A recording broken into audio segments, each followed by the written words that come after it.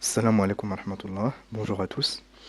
Alors dans cette vidéo, nous allons explorer la différence entre deux figures de style couramment utilisées en littérature, la personnification et l'allégorie. La personnification consiste à attribuer des caractéristiques humaines à des objets ou des animaux.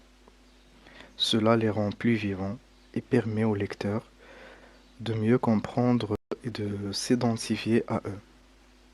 Par exemple, dans le vers les grands lys orgueilleux se balancent au vent de Paul Verlaine.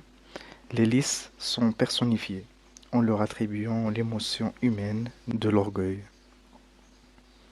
De même, lorsque nous disons euh, cette phrase elle est tirée de d'Antigone, le jardin dormait encore.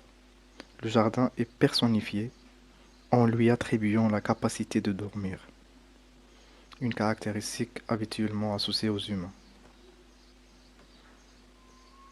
L'allégorie, en revanche, va plus loin en permettant d'exprimer concrètement des idées abstraites à travers des objets ou des personnages.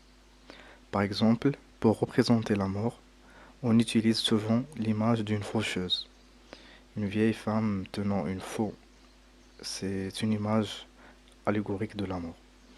Pour la paix, on utilise la colombe. Pour la justice, on utilise la balance, etc. Dans le poème L'ennemi de Baudelaire, on trouve l'expression suivante. Le temps mange la vie.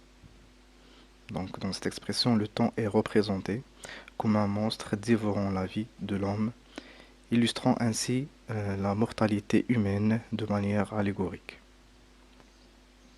Alors, en résumé, on peut dire que la personnification attribue des traits humains à des objets ou des animaux pour les rendre plus vivants, tandis que l'allégorie utilise des personnages ou des objets pour représenter des idées abstraites. Ces deux techniques enrichissent la littérature en donnant vie à des concepts abstraits de manière expressive et engageante pour le lecteur.